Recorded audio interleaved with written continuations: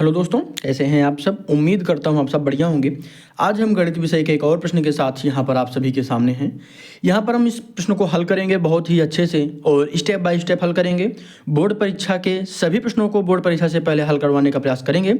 आप सभी लोग जुड़े रहेगा, चैनल को सब्सक्राइब करिएगा, फेसबुक पर देख रहे हैं तो फॉलो करिएगा। और शुरुआत करते हैं, पूरा वीडियो जरूर देखिएगा। पूरा प्रश्न पहले हम ध्यान से पढ़ते हैं। क्या एक भिन्न 1/3 हो जाती है कब? जब उसके अंश में 1 जोड़ दिया जाता है।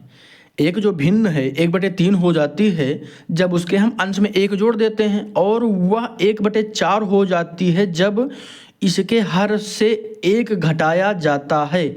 तो वह भिन्न ज्ञात कीजिए। बिल्कुल आसान सा सवाल है। चलिए हम यहाँ पर लिखते हैं क्या हल। तो यहाँ पे लिखेंगे माना वह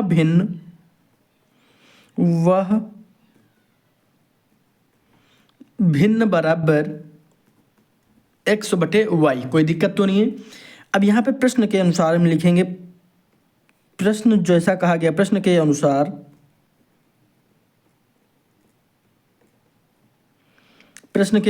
ठीक है।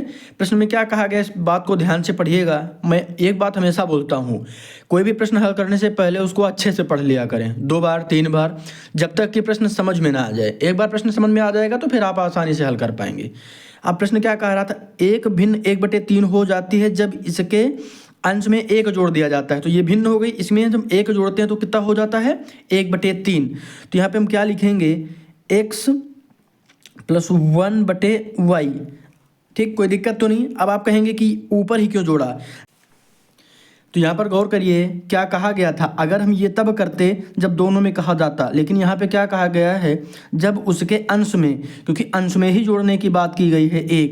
उसके अंश में 1 जोड़ने की बात की गई है, तो हम सिर्फ जो अंश है उसमें जोड़ेंगे, बाकी हर से कोई भी मतलब नहीं रहेगा। इसलिए हम ये नहीं करेंगे, ठीक है। नहीं तो हम यहाँ पर मल्टीप्लाई करते तो यहाँ पर आ जाता y, फिर x + y/y होता, तो यहाँ पर कोई मतलब नहीं है, क्योंकि जो प्रश्न के अनुसार हमें हल करना है, जो प्रश्न कहा गया है उसी हिसाब से हमको इसे देखना है। तो यहाँ पर अंश में जोड़ने की बात की गई तो x + 1/y ही रखेंगे। अब ये किसके बराबर हो जाता है, तो 1/3 के बराबर हो जाता है। यहाँ तक कोई दिक्कत नहीं है। चलिए हम आगे देखते हैं। अब इसी को हल कर लीजिए। जब हम इसको इधर हल करेंगे, इसको इससे मल्टीप्लाई होगा और इसको हम इससे मल्टीप्लाई करेंगे, कोई दिक्कत तो नहीं है। तो यहाँ पर क्या आ जाएगा, 3x + 3 = y। इसको मान लेंगे समीकरण नंबर 1, कोई दिक्कत तो नहीं है। अब दूसरा वाला दूसरी जो कहा गया, दूसरे में क्या कहा गया फिर से देख लेते हैं। जब इसके हर से 1 घटाया जाता है तो वह भिन्न जो है क्या हो जाती है, 1/4। तो यहाँ पे लिख लीजिए x/y - 1 = 1/4। अब आपके मन में ये आएगा कि हमने सिर्फ इससे क्यों घटाया, क्योंकि कहा ही वही गया है ना, इसके हर से 1 घटाया जाता है, तो हम सिर्फ हर से 1 घटाते हैं तो हमको इतना मिल जाता है। अब इसको हल कर लीजिए। तो यहाँ पे क्या हो जाएगा, क्या 4x = y - 1। कोई दिक्कत तो नहीं है, बिल्कुल आसान है। यहाँ तक कोई दिक्कत तो नहीं किसी को। अब यहाँ पर हम क्या करेंगे, यहाँ पर y का जो मान यहाँ से है समीकरण नंबर 2 का, ये देखिए ना, समीकरण नंबर 1 का जो मान है y, इसमें रख दीजिए। तो यहाँ पे क्या हो जाएगा, 4x = 3x +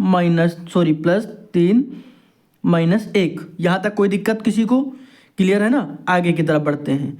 देखिए यहाँ पे क्या है, 4x है ना, और यहाँ पे क्या है, यहाँ पे गौर करिएगा, इसको हम घटा देंगे तो यहाँ पे क्या हो जाए, इसको इधर भेज दीजिए, 4x - 3x = 2। ठीक, अब ये कैसे हुआ, अब 3 से 1 घटेगा, 2 बचेगा, और इसको इधर लाएंगे तो माइनस का हो जाएगा। तो यहाँ पे बचेगा x = 2। x की वैल्यू हमारे पास क्या आ गई, 2 आ गई। ठीक, अब आगे थोड़ा सा हल कर लेते हैं, हमारा आंसर आ जाएगा। x बराबर आ गया है 2। अब x बराबर जो है y में हम रख देंगे इसकी वैल्यू, हमारा आंसर आ जाएगा, फिर कोई भी दिक्कत नहीं होगी। ठीक, यानी हम किस में रखेंगे, जो हमारा वैल्यू आया था x = 3x, यानी y = 3x + 3। अब इसमें हम जो है x की वैल्यू रख देंगे, तो y = 3 है ना, 3 × 2 + 3। ठीक, कोई दिक्कत तो नहीं यहाँ तक समझने में। यहाँ पे कर लीजिए, तो y = 3 दूनी 6, 6 + 3, तो y = 9। ठीक, कोई दिक्कत तो नहीं है। तो x की वैल्यू यहाँ पे 2 आ गई और यहाँ पर y की वैल्यू आ गई, तो यहाँ पर लिख देंगे x और y, यानी इसकी वैल्यू क्या हो गई 9, ठीक 9, यानी भिन्न हमारी क्या हो गई, भिन्न बराबर 2/9। यही हमारा क्या हो जाएगा आंसर। ठीक है, बिल्कुल आसान सा सवाल था, कोई दिक्कत नहीं है। फिर से एक बार समझ लेते हैं। हमने क्या किया, जैसा सवाल कहा गया वैसा ही करिएगा। x प्लस हमने x/y माना, एक जोड़ना था अंश में तो एक जोड़ा तो कितना हो गया 1/3। इसको सोल्व किया तो आया 3x प्लस 3 बराबर y, समीकरण नंबर 1। समीकरण नंबर 1 के बाद दूसरी शर्त के अनुसार x/y माइनस 1 किया, क्योंकि माइनस करना था हर में तो आता है 1/4। इसको हल किया तो हमारे पास निकल करके आया 4x प्लस y माइनस 1। जब हमने y का मान रखा 3x प्लस 1 माइनस 1, तो यहाँ पर हमारे पास इसको घटाने पर 2 आया और इसे इधर ट्रांसफर किया तो 4x माइनस 3x बराबर x की वैल्यू आ गई 2, ठीक। और x की वैल्यू आ गई तो हम x की जो वैल्यू है y बराबर 3x प्लस 3 में रखेंगे तो हमारे पास y की वैल्यू निकल कर आती है 9 और x/y में हम रख देंगे तो हमारा यही जो है भिन्न हमारा आंसर हो जाएगा। इस तरीके से हम आसानी से हल कर सकते हैं।